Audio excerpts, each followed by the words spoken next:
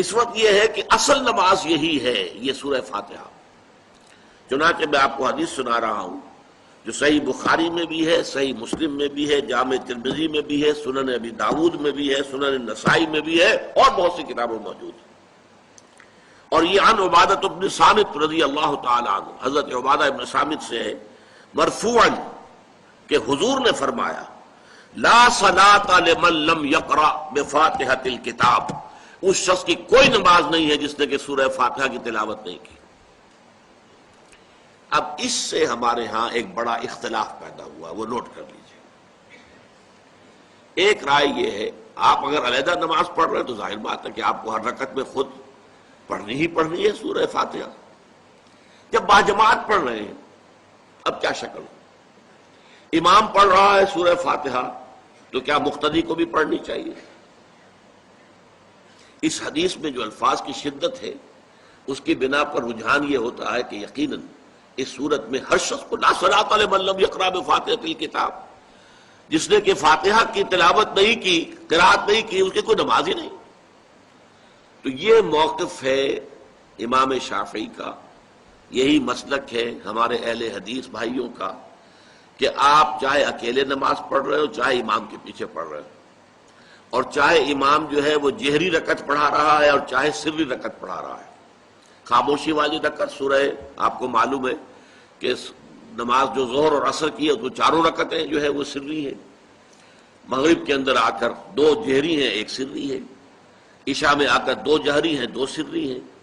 سورہ اور نماز فجر کے اندر دونوں جو ہیں وہ جہری ہیں۔ تو چاہے جہری ہو چاہے سری ہو، آپ کو بھی لازماً جو مقتدی ہے اسے بھی سورہ فاتحہ پڑھنی ہوگی۔ اب اس کے لیے انہوں نے یہ طریقہ جو ہے تلقین کیا ہے کہ امام تیزی سے نہ پڑھے، رک رک کر پڑھے الحمدللہ رب العالمین، اس کے بعد اتنا وقفہ دے دے کہ جو مقتدی ہے وہ بھی کہہ لیں اپنے دل میں یا پڑھ لیں الحمدللہ رب العالمین الرحمن الرحیم۔ تو یہ رک رک کر پڑھنا، خاص طور پر اگر آپ کو موقع ہوا ہو کسی اہل حدیث امام کی امامت میں نماز ادا کرنے کا، تو آپ دیکھیں گے کہ بڑا فرق ہے۔ ہمارے جو حنفی امام الحمدللہ رب العالمین الرحمن الرحیم مالک یوم الدین ایاک نعبد و ایاک نستعین، چار آیتیں جو ہیں وہ بھی ایک ساتھ میں پڑھ جائیں گے۔ لیکن یہ کہ عام طور پر جو اہل حدیث حضرات ہیں وہ رک رک کر ٹھہر ٹھہر کر پڑھتے ہیں، ترتیل کے انداز میں پڑھتے ہیں۔ یا پھر دوسری شکل انہوں نے ایک اور کی ہے، یہ آپ سعودی عرب میں جب کبھی نماز پڑھیں گے اور آپ پڑھی ہو آپ نے تو وہاں آپ دیکھیں گے کہ امام جو ہے وہ سورہ فاتحہ پڑھنے کے بعد کوئی ایک منٹ جو ہے خاموش رہتا ہے، تاکہ آپ اب جو مقتدی ہیں وہ اس وقفے میں وہ اب سورہ فاتحہ پڑھ لیں، پھر وہ قرات کرے گا، کوئی اور آیات اس نے شامل کرنی ہے تو بعد میں شروع کرے گا، درمیان میں وقفہ ہوگا۔ لیکن ایک مسلک یہ ہے، اور یہ مسلک جو ہے یہ در حقیقت قرآن مجید کی ایک آیت کے اوپر مبنی ہے۔ سورہ اعراف کے آخر میں فرمایا گیا وَإِذَا قُرِئَ الْقُرْآنُ فَاسْتَمِعُوا لَهُ وَأَنصِتُوا، جب قرآن پڑھا جا رہا ہو تو توجہ سے اسے سنو، خود خاموش رہو۔ اب یہ قرآن مجید کی آیت ہے، اس کے بنا پر ایک رائے یہ ہے کہ آپ امام کے پیچھے سورہ فاتحہ نہیں پڑھیں گے، پڑھا جا رہا ہے سنو اس کو، خود خاموش رہو۔ اور اس کے لیے وہ دلیل دیتے ہیں کہ یہ شکل ایک وفد کی سی ہے، جیسے کسی بڑی شخصیت کے پاس اگر آپ کا کوئی وفد جاتا ہے، 8-10 افراد ہیں، ان میں اسپوکس مین ایک ہوتا ہے، وہ بات کرتا ہے، باقی سب لوگ موجود رہتے ہیں، سنتے ہیں۔ اسی طریقے سے امام جو ہے وہ گویا کہ آپ کا نمائندہ ہے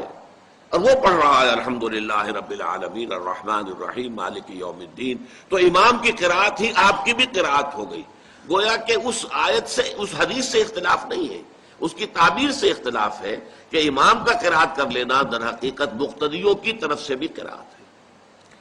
اس میں جو حنفی مسلک ہے وہ بہت سخت ہے، اور وہ یہ ہے کہ چاہے سری نماز ہو اور چاہے جہری ہو، ہر کسی بھی حالت میں مقتدی جو ہے وہ سورہ فاتحہ نہیں پڑھے گا۔ اب اس میں ذرا سا سوال پیدا ہوتا ہے کہ جہری رکعت میں تو اس آیت کا اطلاق ہو جائے گا کہ وَإِذَا قُرِئَ الْقُرْآنُ فَاسْتَمِعُوا لَهُ وَأَنصِتُوا،